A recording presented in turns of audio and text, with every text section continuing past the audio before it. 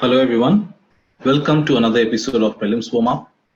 In this initiative, we are looking at some of the important previous year questions which have been asked in UPSC Prelims examination. This initiative has been brought to you by Aptiplus Academy for Civil Services, and my name is Shaikh Datta. I am the faculty for Geography and Environment at Aptiplus Academy for Civil Services. So, let us look at the first question for today. For this first question that we are looking at, so this question it was asked in UPSC Prelims 2019, and the question is asking, in the context of which of the following do some scientists suggest the use of cirrus cloud thinning technique and the injection of sulfate aerosol into the stratosphere? Okay, I'll repeat the question. In the context of which of the following do some scientists suggest the use of cirrus cloud thinning technique and the injection of sulfate aerosol into the stratosphere? A. Creating the artificial rains in some region. B. Reducing the frequency and intensity of tropical cyclones. C. Reducing the adverse effects of solar winds on the earth. And D. Reducing the global warming. So, in the context of which of the following do some scientists suggest the use of cirrus cloud thinning technique and the injection of sulfate aerosols into the atmosphere? So, what is this? So, you see this kind of a technique which has been talked about. This is called as geoengineering. Okay, this is what is referred to as geoengineering. Now, let us try to understand what is meant by geoengineering. So, first of all, you look at the answer. The answer is D, that is reducing the global warming. Now, what do we understand by the term geoengineering methods? Geoengineering basically refers to certain methods which are very, you can say revolutionary, which are very radical in nature. And all these methods, which are called as geoengineering, sometimes also referred to as climate engineering, what do they try to do? Their main objective is to ensure that in some way, in whatever way possible, to reduce or to slow down global warming from taking place. Okay, main objective is to reduce and to slow down the entire process of global warming. Now, how can that be done? There are a number of ways in which the geoengineering methods they talk about trying to reduce this rate of global warming. Okay, number one is by trying to reduce the amount of insolation, that is incoming solar radiation, which is reaching the earth. So one way by which the amount of or the rate of global warming it can be reduced is by reducing the amount of insolation, that is the amount of incoming solar radiation. So one set of such methods there's a particular set of methods. Whatever are the geoengineering techniques, those can be divided into two types. One, which all those methods which try to reduce the amount of incoming solar radiation. And two, there is another way in which what we'll try to do. One is whatever incoming solar radiation is there, the other type of methods that will try to reduce the amount of greenhouse gases. So by reducing the amount of greenhouse gases also, the entire problem of global warming can to some extent be dealt with. Okay, now over here let us just try to understand how it will help in reducing the effect of global warming. The geoengineering technique, which is also called as stratospheric aerosol injection. Now, it is very much possible that instead of explaining the entire process, they might simply say stratospheric aerosol injection is what kind of an injection, let's say. And there'll be A, B, C, D options given to you. Please understand this stratospheric aerosol injection when we are talking about. This is mainly to reduce global warming. This is a type of geoengineering method. Okay. So the geoengineering technique, which is called as stratospheric aerosol injection, it could limit rising temperature which are causing climate change. Cloud thinning strategy would be used to shoot powder over cirrus clouds, which would thin out their coverage and alter their radiative effects over the earth. Okay, so cloud thinning strategy basically says that it would be used to shoot powder over cirrus clouds, and that would lead to their thinning. I mean, the cirrus clouds, they will become thinner, and once they become thinner, their coverage will reduce. Okay? Their coverage will reduce, and as a result of which we will also get to see that will help to to alter their radiative effect. So the earth, it acts like a black body. It will absorb the incoming solar radiation, and after absorbing the incoming solar radiation, it will radiate out the heat which it has absorbed. This is called as terrestrial radiation. But if there is cloud cover, then all this terrestrial radiation will once again get reflected back by the clouds, and the earth will stay heated up. It will remain heated. So basically the clouds will not allow the heat from the terrestrial radiation to escape out into the atmosphere, or it will not allow this heat from the terrestrial radiation to escape out into space. Now, how can that be prevented? That can be prevented by thinning the clouds, and that is why cloud thinning technique is another manner in which this entire process of global warming can to some extent be reduced. At least the rate of global warming can be reduced. That is one. Similarly, geoengineering technique, again, which is called a stratospheric aerosol injection.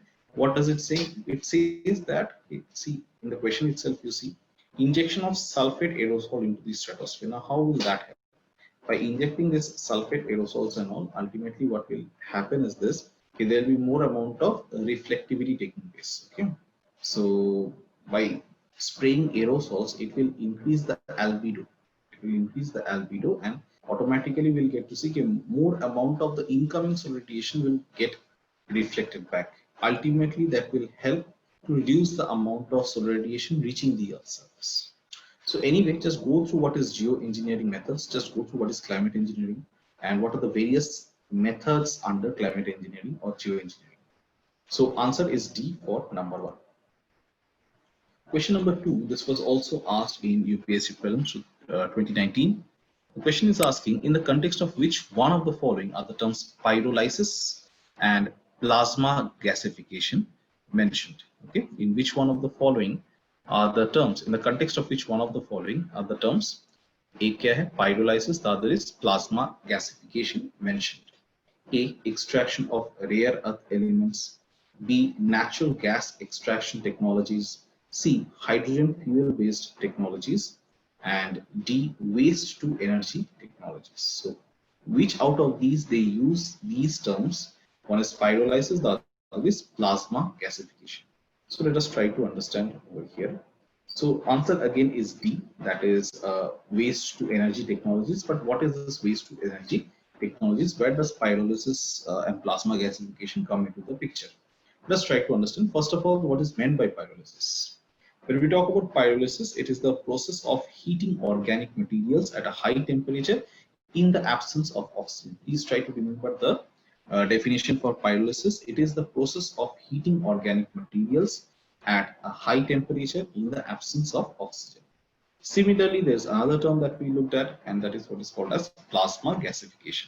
So what is this plasma gasification? It's an extreme thermal process which uses plasma, which converts organic matter into syngas. What is syngas? It means synthetic gas, which is primarily made up of hydrogen and carbon monoxide. I'll repeat once again.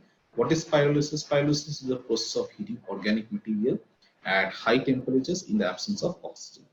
What is plasma gasification? Plasma gasification is an extreme thermal process using plasma, which converts organic matter into syngas. Syngas, the other name for syngas is synthetic gas, which is primarily made up of hydrogen and carbon monoxide.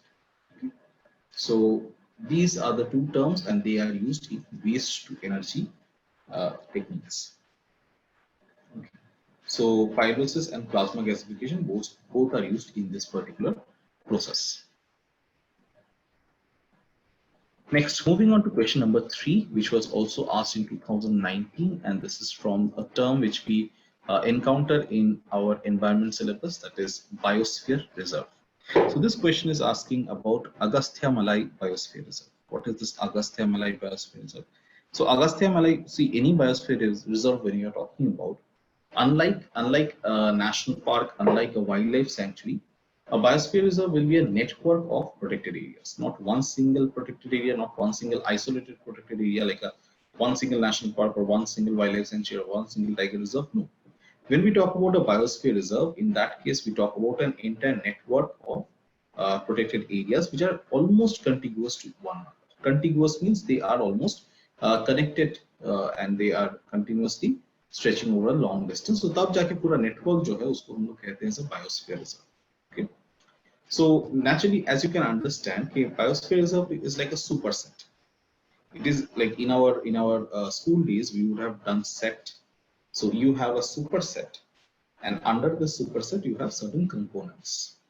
So similarly, when we talk about a biosphere reserve, under a biosphere reserve there will be a number of protected areas, like national parks will be there, wildlife sanctuary will be there, tiger reserve, etc. will be there. So out of the various biosphere reserves which are there in India, so around 18 of them are there in India, we get to see, okay, some of these 18 they have been recognized internationally by UNESCO to be of international importance. Okay.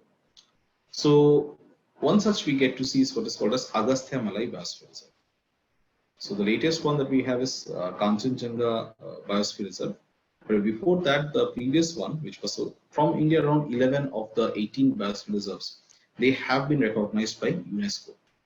So basically, what UNESCO does is it will select some biosphere reserve from a particular country based upon their importance, and then they will give the tag of a biosphere. It is of international importance. Then what UNESCO has is something which is called as World Network of Biosphere Reserve. So what is meant by World Network of Biosphere Reserve? Basically, all those biosphere reserves from the various countries which UNESCO feels that they are more important than the rest. So those will be selected by UNESCO, and together all these biosphere reserves will be called as a World Network of Biosphere Reserves. So the Indian government has declared 18 biosphere reserves, out of which we get to see around 11 of them have been selected by UNESCO to be a part of the World Network of Biosphere Reserves. So one such biosphere reserve which was selected by UNESCO was called as Agastya Malai Biosphere Reserve. Latest one that we have is what is called as Kanchenjunga Biosphere Reserve, which has been selected by UNESCO. So the question is asking which are the protected areas which together comprise the Agastya Malai Biosphere Reserve. So as I told you, a number of protected areas together will make up a biosphere reserve. So the same question is being asked over here. Let us see A. Neyar Peppara Shendune Wildlife Sanctuary and Kalagat Mudunthrai Tiger Reserve. That is A. B. Mudumalai Satyamangalam and Wayanad Wildlife Sanctuary and Silent Valley National Park. See over here, I will just like to point out one thing. Okay, this B, that is Mudumalai Satyamangalam, and you have Wayanad. So Mudumalai is in Tamil Nadu, Satyamangalam is in Tamil Nadu, Wayanad is in Kerala, Silent Valley is in Kerala. So these together, it comprises of what we call as Nilgiri Biosphere Reserve, not Agastya Malai Biosphere Reserve. On the other hand, if I look at Neyar, Peppara, Shendune Wildlife Sanctuary, all of these are located at the border of Kerala, Tamil Nadu. Similarly, Kalakat Mudunthrai Tiger Reserve, which is also at the border. So these together comprise what we call as Agastya Malai Biosphere Reserve. Okay. So please remember, answer should be A. See, located in the Western Ghats in the south of the country, the Agastya Malai Biosphere Reserve is a unique genetic reservoir of cultivated plants. 3 wildlife sanctuaries are there. For example, Shendune, Peppara, Neyar. These are all examples of wildlife sanctuaries which together are a part of the Agastya Malai Biosphere Reserve. All of these are located at the site, as well as we also have the Kalakat Mudunthrai Tiger Reserve as well. The Forest Department, after a High Court order, they have granted permission to. So this is why this particular question was asked, because it was in the news. What was the news all about? So this question was asked in the context of what was happening back then.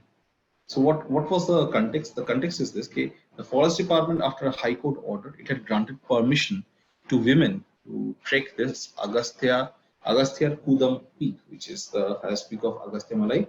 So Agastya Kudam peak, that was inaccessible to women earlier.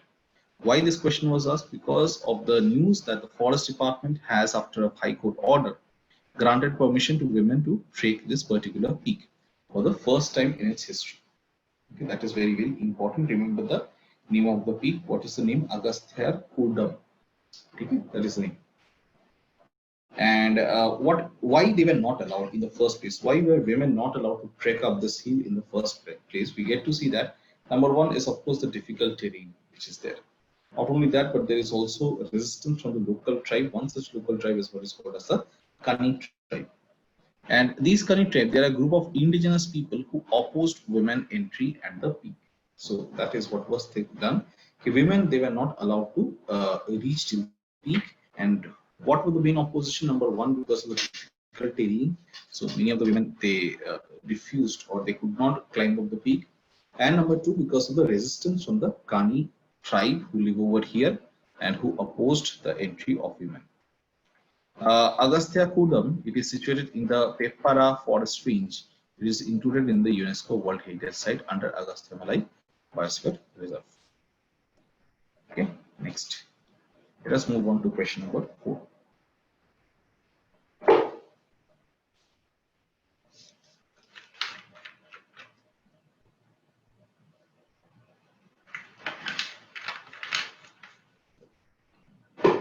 Okay, so question number 4 has a number of species mentioned over here. For example, consider the following statements. The first statement is some species of turtles are herbivores. Some species of turtles are herbivores. Number 2, some species of fish are herbivores.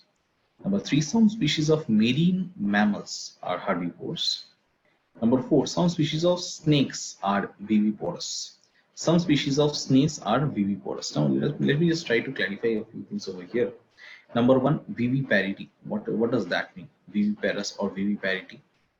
So when we talk about viviparous or viviparity, it means that the baby, they will be born within the body of the parent. That is what is viviparous germination. Okay, so if I look at question number 4, answer is D again, 1, 2, 3 and 4. But what are the answers? Let's try to understand. Statement number 1. What was the first statement? Statement number 1 was saying that some species of turtles are herbivores. So we get to see that the green sea turtles, they eat seagrasses and algae. Although juveniles, they feed upon crabs, sponges and jellyfish. In the wild, these green sea turtles, they can live up to 80 years and they can grow all the way up to 5 feet long. Once they are mature, it is the only sea turtle that is strictly herbivorous. Please remember, there's a difference between turtles and tortoise. Though they both look similar, but the difference lies where they are mainly found, what are their habits like. So for example, if we talk about turtles are mainly sea dwelling in nature. Tortoise, on the other hand, they are land dwelling. Turtles, most of them are actually carnivorous, whereas if I look at the green sea turtles, they are the only sea turtle that is strictly herbivore. They mainly feed upon they are strictly herbivores, and we get to see that so long as they are juveniles, they might feed upon crabs, sponges and jellyfish, but once they mature, in that case they will eat seagrasses, algae, etc. So please remember, it is the only sea turtle, that is the green sea turtle, it is the only sea turtle that is strictly herbivorous. Okay, next. The next question was asking if some species of fish are herbivores. So over here we get to see parrotfish, and this parrotfish, they eat algae. So of course it is an example of a herbivorous fish. And what do? They obtain the algae by reaping small chunks of coral from a reef. Many other herbivores, they thrive among the fish population. Other herbivores include Japanese anglefish, yellow bloth rabbitfish, tilapia, etc. Okay, all of these are examples of herbivorous fish. Okay. Next. The third statement that was asking is some species of marine mammals are herbivores. Yes, that is also possible. For example, you'll get to see the Gulf of Mannar. It is a very important area. And why? Because UPSC first of all loves this area and they will ask you questions from this area. Not only that, but also we get to see in the Gulf of Mannar, there is a particular species of sea mammal which is present. And we get to see that it is one of the favorite species for UPSC. That is called as dugong, D-U-G-O-N, dugong, also referred to as sea cow. Anyway, now let us have a look over here. The diet of manatees. Now manatees is, or you can say it is just another variation of the sea cow, or it is another variation of the dugong. So the diet of the manatees, it mainly consists of water grasses, weeds and algae. Dugongs are related to manatees, which are both endangered and related animals, aquatic animals.